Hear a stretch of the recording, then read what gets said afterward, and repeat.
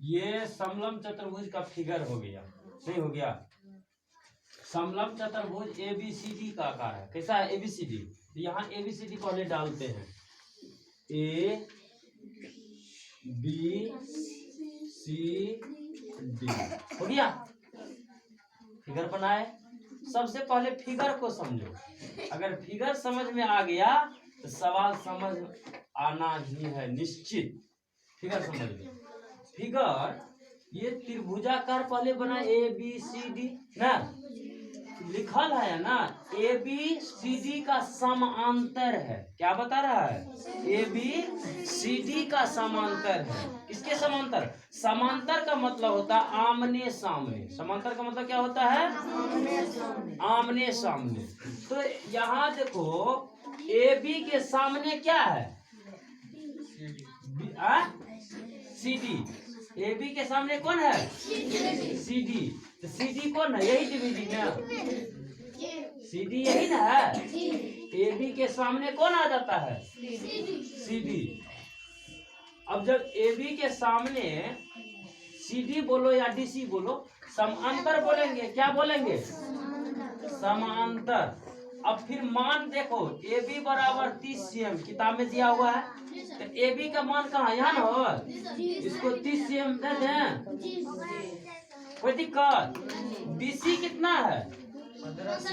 15 cm। तो BC का मान ये ना है, डाल दे।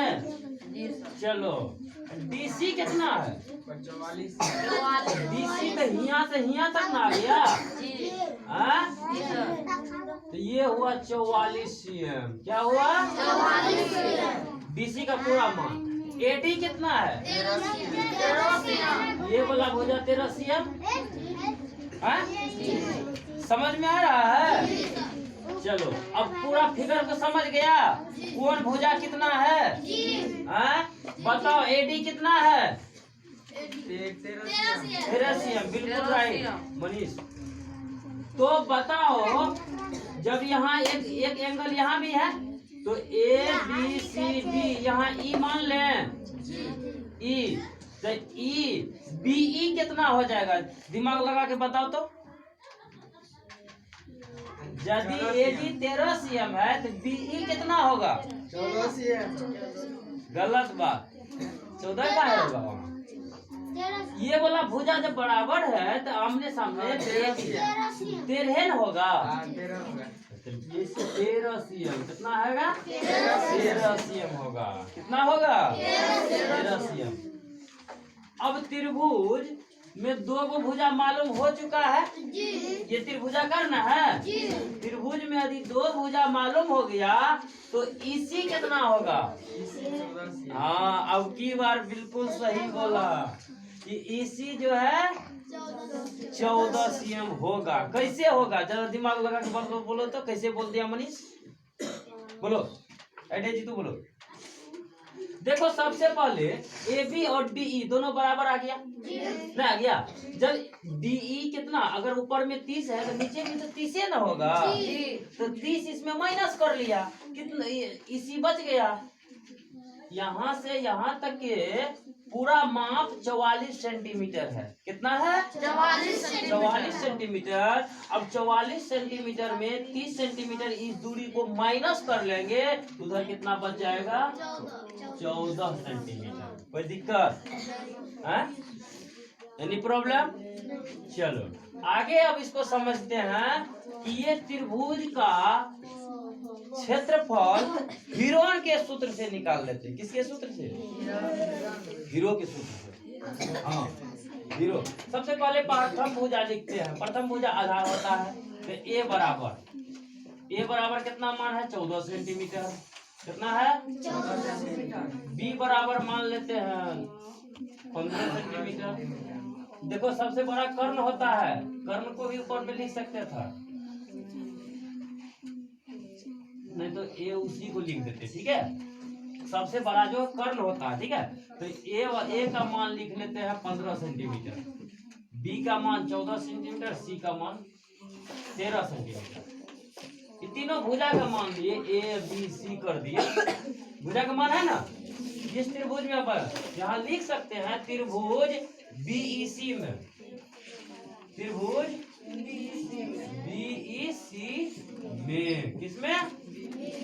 बीईसी में। तो बीईसी का मान है ना, हाँ 1 2 3 तीनों भुजा का मान दे दिए। ए बराबर 15, बी बराबर 14, सी बराबर 13 ना। अब इसका अर्ध परिमाप निकालो। अर्ध परिमाप का मतलब क्या होता है? आधा, परिमाप का आधा। त्रिभुज के परिमाप निकालने के लिए सभी भुजा का योग होता है ना। त्रिभुज का परिमाप निकालने के लिए क्या किया जाता है मनीष? सभी भुजा का योग।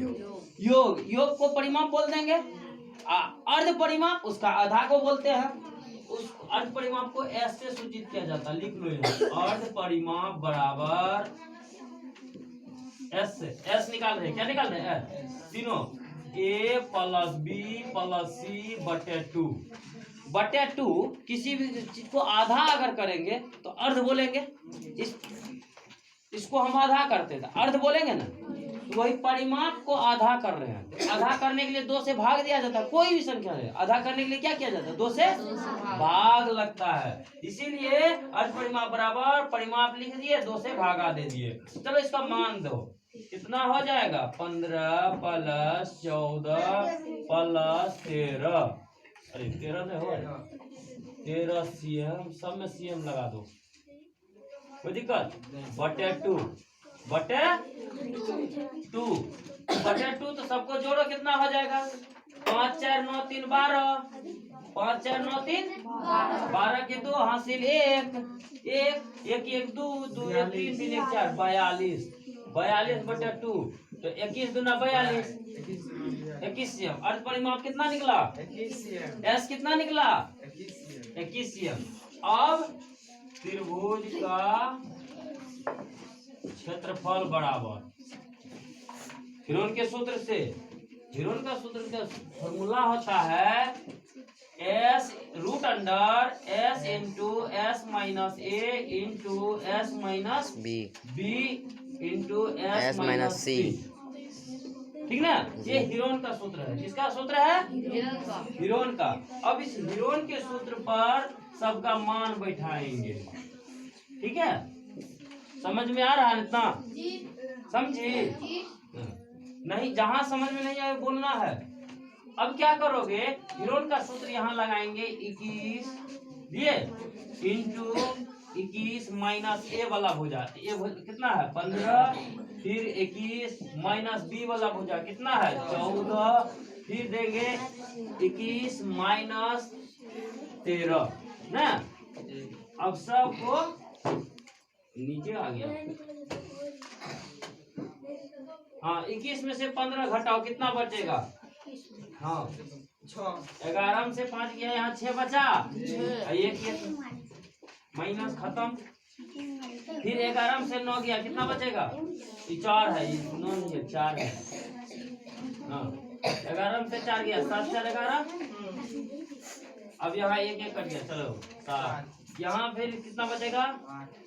11 से 3 गया, 8 3 11 ठीक 6 7 8 बिल्कुल। अब इसको रूटे में गुणनखंड कर दो सबका। देखो 21 को खंड सब गुना में ना, इंटू मतलब गुणन होता है। 21 को करते हैं, 21 को 7 गुना 3 कर सकते हैं। 7 या 21 हो गया। 6 को कर देते हैं 3 गुना 2, 3 गुना 6 हो जाता है। 7 को 7 रहने देते हैं। 8 को कर देते हैं 2 गुना 2, 2 गुना 4, 4 गुना 8। कोई दिक्कत? श्याम वही उतारे है ना, लेकिन उसको टुकड़ा पर जाम उतारे। क्या? टुकड़ा टुकड़ा कर दिए। तो अब देखो जोड़ा लग रहा है। रूट के अंदर जो है उसका जोड़ा लगाना पड़ता है। क्या लगाना पड़ता है? जोड़ा। क्या लगाना पड़ता है? जोड़ा। तो किसका जोड़ा लग रहा है? जोड़ा 2 का जोड़ा होता है 3 का? 2 का। वाह बहादुर सब है। तो 2 का जोड़ा, तो 7 मिल गया, 7 मिल गया। चलो निकलो। जब जोड़ा लग जाए तो घर से बाहर निकल, मतलब घर के अंदर है ना रूट में, उससे बाहर निकाल लेंगे। फिर यहाँ 3 है, यहाँ भी 3 है, चलो बाहर निकलो, निकाल लिए। फिर यहाँ 2 है, यहाँ 2 है, चलो बाहर निकलो। अब यहाँ भी 2 है ना, चलो एक आदमी चलो बाहर कर दिए। बाहर सबका जोड़ा लग गया। नहीं लगा? सब का जोड़ा लगाते यही कर लेंगे, गुना यही आंसर होगा। इसी गुना करेंगे 7 या 21 21 दूना 42 42 दूना 84 नहीं होता? 2 दूना 4 4 या 12 62 84 दोनों बगल से गुना करके तब 84 1 सेंटीमीटर क्षेत्रफल निकला। क्या निकला इसका? अभी हमको त्रिभुज का क्षेत्रफल नहीं निकला, तो समलंब चतुर्भुज के क्षेत्रफल निकालने के लिए तो ऊंचाई की जरूरत पड़ती है ना। तो अब हमको ऊंचाई निकालने में आसान हो गया। तो कौन त्रिभुज की ऊंचाई ए वाला होता है, इसको ना ये निकालना है। अब ऊंचाई मालूम कर ले, क्योंकि त्रिभुज का हमको क्षेत्रफल मालूम हो चुका है। क्षेत्रफल कितना निकला? 84 वर्ग सेंटीमीटर। 84 वर्ग सेंटीमीटर। तो 84 वर्ग सेंटीमीटर निकला। तो अब हम अच्छा इसका फॉर्मूला दे करके ऊंचाई पहले मालूम कर लेते हैं। ऊंचाई क्या मालूम करें? ऊंचाई। तो त्रिभुज का क्षेत्रफल निकालने के लिए क्या फॉर्मूला यूज होगा?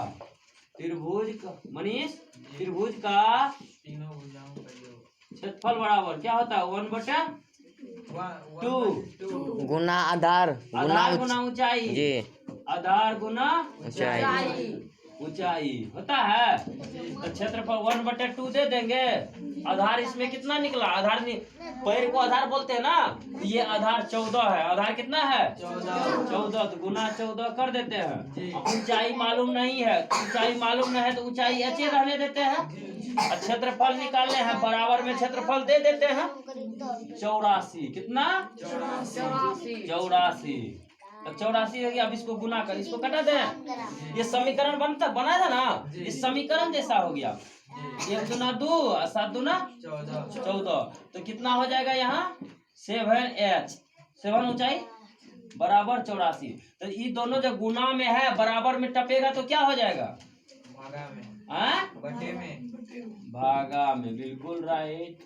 84 बटे 7 गुना बदलता भागा में ना, तो 7 से भागा देंगे तो 62 84। ऊंचाई कितना निकला? 12 सेंटीमीटर। ये भी भुजा मुझे मालूम हो चुका है 12 सेंटीमीटर। कितना? 12 सेंटीमीटर। अब तो समलंब चतुर्भुज का क्षेत्रफल खटाखट निकाल लेंगे। नहीं निकाल लेंगे? क्योंकि ऊंचाई दोनों भुजा का योग, अब दोनों भुजा का योग गुना ऊंचाई 1/2 लिखते हैं। तब यहाँ लिखे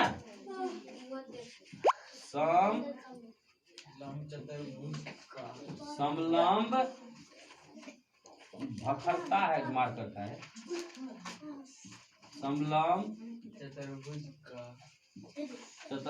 का क्षेत्रफल बराबर 1/2 A2